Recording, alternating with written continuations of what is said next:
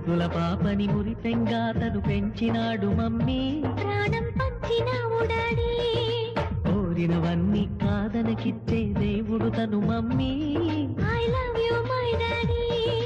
పిల్లల ఆశని వమ్ము చేయని పెద్ద మనసు తనది. ఎంతో మంచి మనసు తనది.